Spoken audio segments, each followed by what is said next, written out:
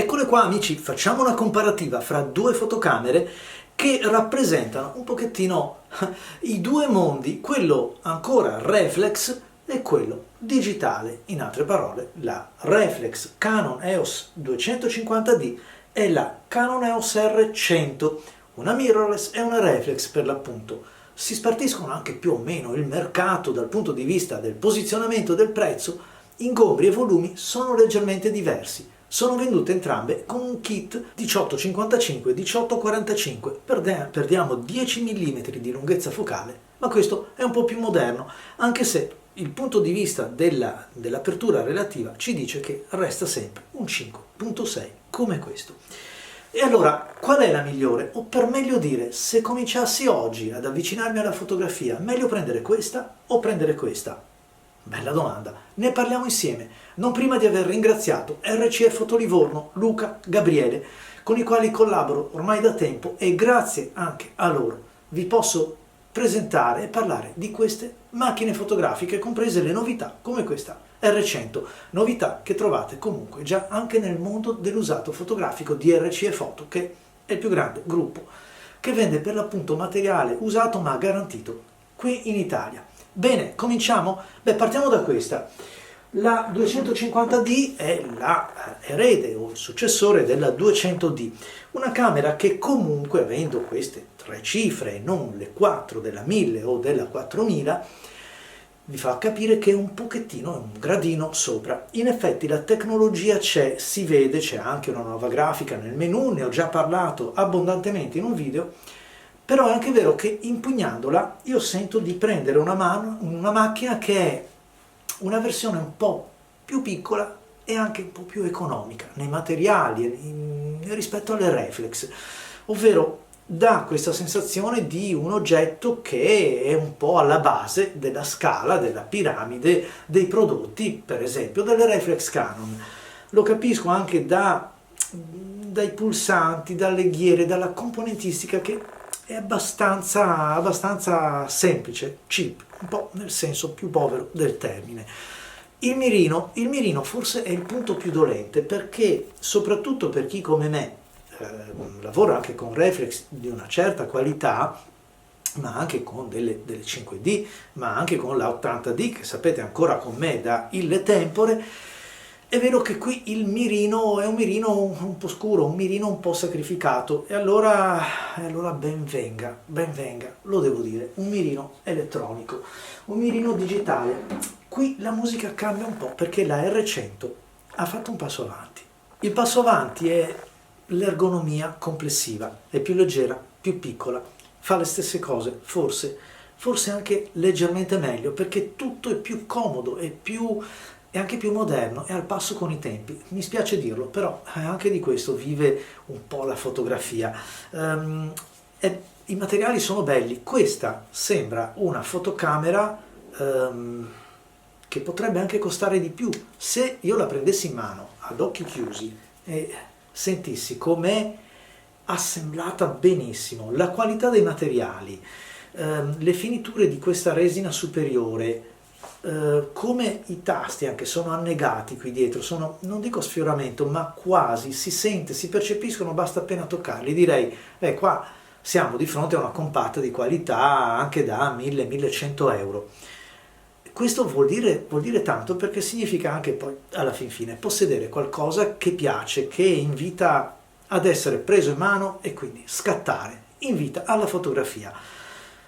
I pixel 24 mega da una parte, 24 mega dall'altra, il sensore è quello, il software della grafica è quello, però è vero che se qui abbiamo un po' più di qualità percepita, ma la stessa nel file, abbiamo un po' meno gadget. Per esempio non c'è il display articolato come su quell'altra, non abbiamo ad esempio lo schermo touch, che può sembrare una sciocchezza, ma se ci si è abituato, uno come me che ha i suoi anni, figuriamoci un giovanotto come minimo si aspetta che premendo avvenga qualcosa. Qui non avviene niente, bisogna intervenire qua.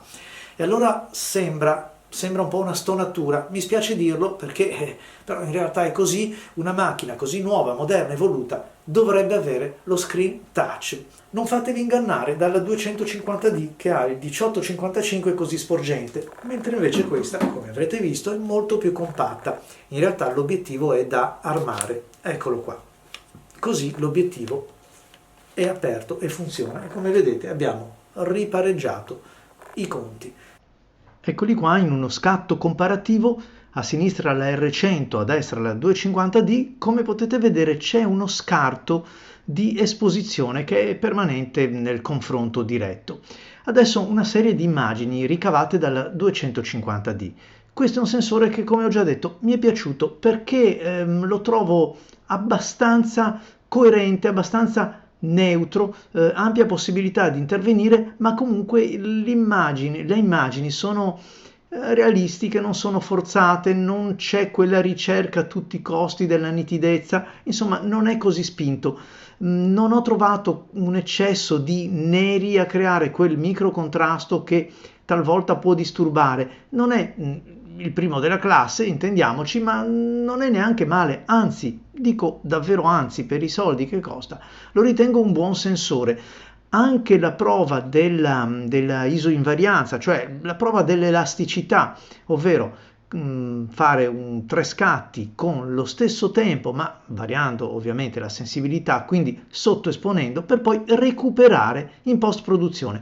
Ebbene, i risultati li potrete vedere ancora meglio, in maniera un pochettino più diffusa, commentata più diffusamente nel test della fotocamera. Hanno dato dei buoni risultati, è un sensore che comunque si lascia abbastanza stiracchiare nei limiti di quello che è il costo, ma se devo esprimere un giudizio è un buon sensore, mi è piaciuto parecchio.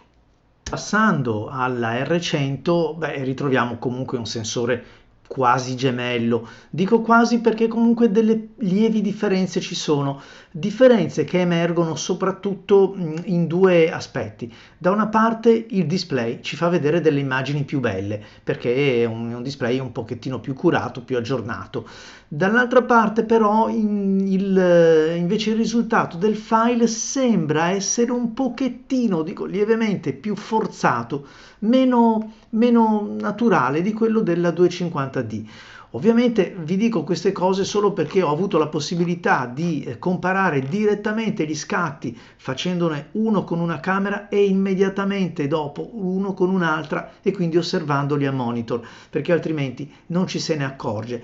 Però diciamo così, grosso modo, il sensore della R100 sembra essere un pochettino più ricco di contrasto, il che con le ottiche nuove forse va anche un po' a braccetto, però ho trovato meno progressione nelle sfumature tonali, ed è una cosa che alla quale io invece presto molta attenzione. Di sicuro, se non l'ho già detto durante la presentazione delle 2 camere, di sicuro la R100 è il futuro, e quindi per farvi un paragone, funziona meglio la R100 con le moderne ottiche RF di quanto non funzioni bene la pur brava 250D con le ottiche EF.